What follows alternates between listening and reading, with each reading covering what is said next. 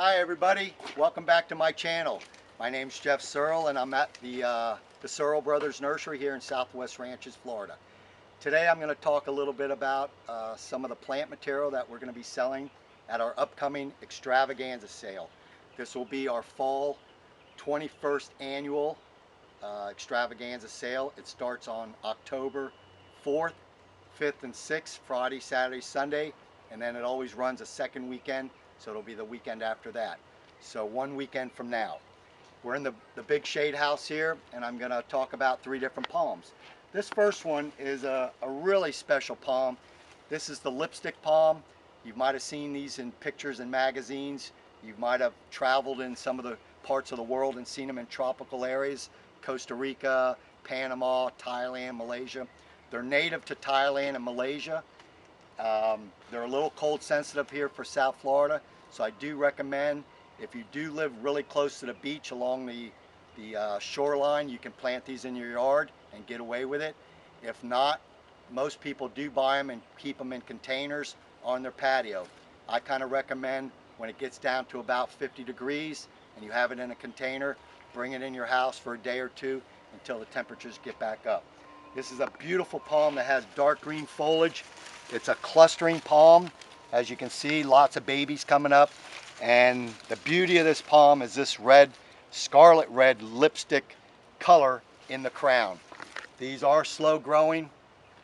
They're considered a little expensive, and but well worth to have one if you're collecting some palms. So again, at the sale we'll have some small 1 gallons, then we have the 3 gallon size, then we'll have a couple 7 gallons over here that are 4 to 5 foot tall, and then we have a handful of these big ones. Now these, like I said, will grow slow in a container. Keep them very wet and filtered light.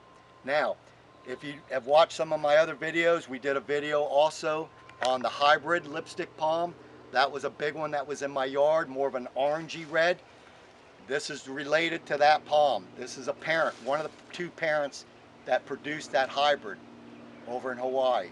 So the lipstick hybrid originated from this, and you can go to my channel and find that video there that we made. That was the lipstick hybrid.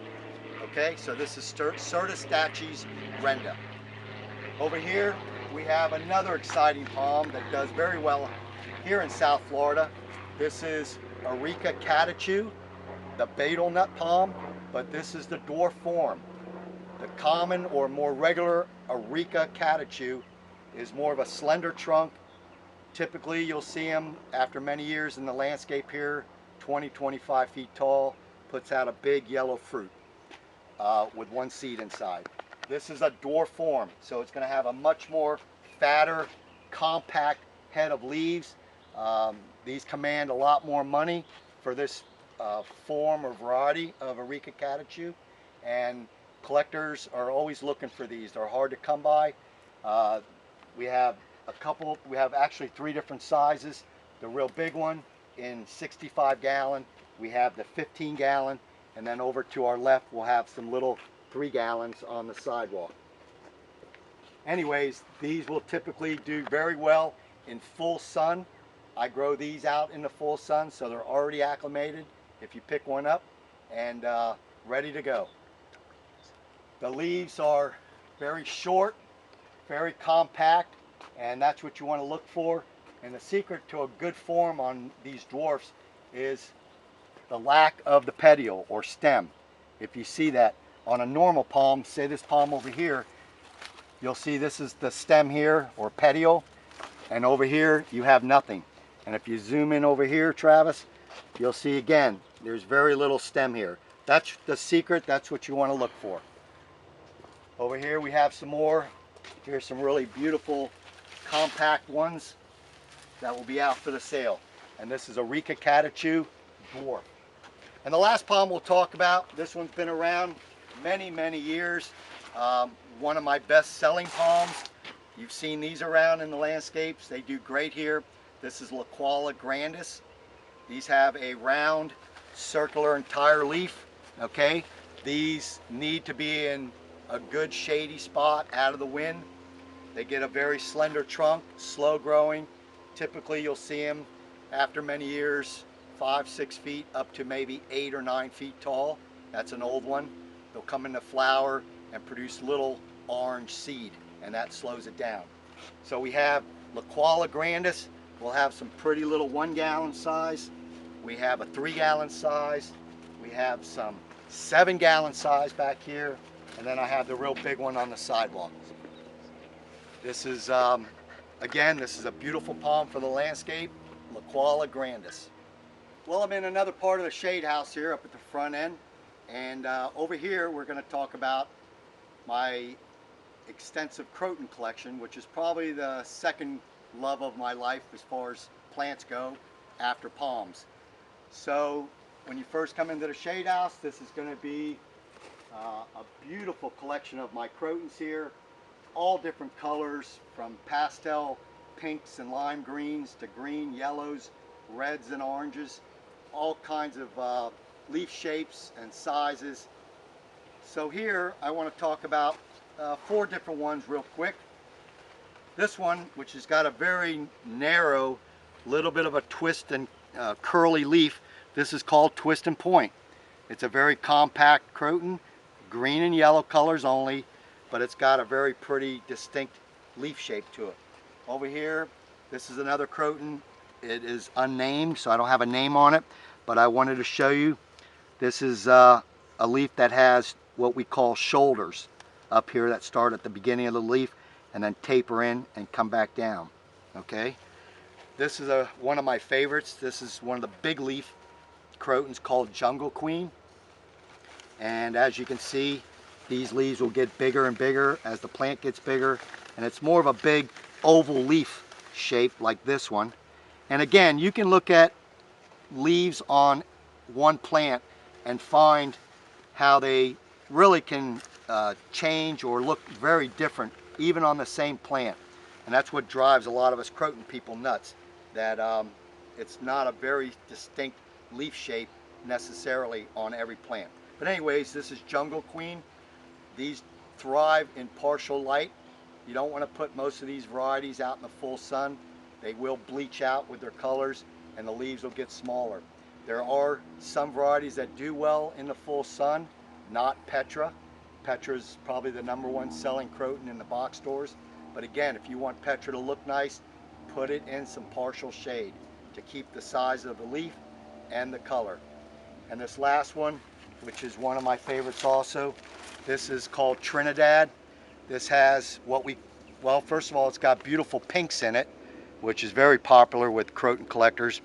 But this can put out what we call an interruptum leaf, where it comes off the stem and you have this part of the leaf and then it goes down narrow and it has this interruptum part with just a piece of the stem, and then it comes back out with a leaf blade like this. Again, not all leaves will do that, as I was saying earlier. So you get this type of leaf also in my right hand, and then you get this. But it's such a pretty Croton, not only for the pinks and light greens, but it does get a little bit of a twist in it. Very full, very compact. Again, this is called Trinidad. So Crotons are a big part of South Florida here. They love our subtropical, tropical areas in Florida and the United States and elsewhere around the world. They're a good way to bring some color into the garden when you have a lot of green. So remember Crotons, and Crotons are fun. And then we're going to come over here and talk about the last group. This is probably my 3rd biggest group or favorite group, and these are the Aroids. Spathiphyllum, Aglaonema, Alocasias, Philodendrons. It is a big family of plants. Right here I have this big yellow one, Alocasia lutea. This would be considered a landscape plant. Does very well in the ground here in South Florida. Gets a big trunk, as you can see to my hand here, and just gets this beautiful yellow. Always retains that color, and a good sized leaf with these yellow veins in the green leaf. This is Alocasia lutea. Over here we have, which has become very popular over the last several years. These are some of the Aglaonemas that are coming out of Thailand, and you can get some different shades of reds and greens, These are small in stature. They only typically get about 2 feet in the landscape. They make an excellent potted plant to keep on your patio. They will do very well inside if they're close to a window where they get some good strong light. So this is Aglaonema, and there's many species, cultivars, forms. They're all over the board. So this is one of the Thai, out of Thailand, Thai Aglaonema. Okay, we'll have a bunch of these to sell. Here's another big alocasia, like we talked about, Alocasia lutea with the yellow. This is all green. Again, very big plant. Does very well in the ground here in South Florida as a landscape. If you like something that has this big, bold leaf that will really stand out in your landscaping, this is a good plant to think about. Partial light to 2 or 3 hours of full sun, early morning, late afternoon, and this is Alocasia Borneo Giant. And I'm still in the process of pulling many more Aroids. These are some Philodendron here. This is the pink princess. Then over here we have, which is very popular, these bird's nest ferns. And this is something that you put in the ground. Typically will get about 4 feet by 4 feet. They do very well here. They'll make an excellent plant in the container if you want to put it in a decorative pot, because they don't get that big. But again, shade, very tropical, excellent plant for the garden here. I forgot to mention the Philodendron here. If you notice, it's a climber. It's got these aerial roots coming out. This is something you need to plant up against a big tree or a palm and let it grow up. It'll send out these roots and attach itself. So once you get it started, it'll attach itself and climb right up, and you'll be good to go. A couple more plants. This one here we'll talk about real quick. This is one of the biggest Dieffenbachias. Dieffenbachia, I don't know the species. It could be a cultivar. I found this in Thailand back in 1998. Named it after my mother, Mary Alice. And it's a big one. You can see the beautiful trunk, almost as big as my hand, gets the old rings on it. It's got this pretty modeling in it, and it will get big leaves. This is typically about the size leaf it gets. So you can see it's quite large. And these also do well in a tropical setting, lots of shade. And the last one I'm going to talk about is a Monstera, M-O-N-S-T-E-R-A, Monstera, and this cultivar is called Thai Constellation. This is Monstera is typically deliciosa, is a species that would be all green. So this is a form or cultivar that originated from Monstera deliciosa, but it has this pretty variegation in it.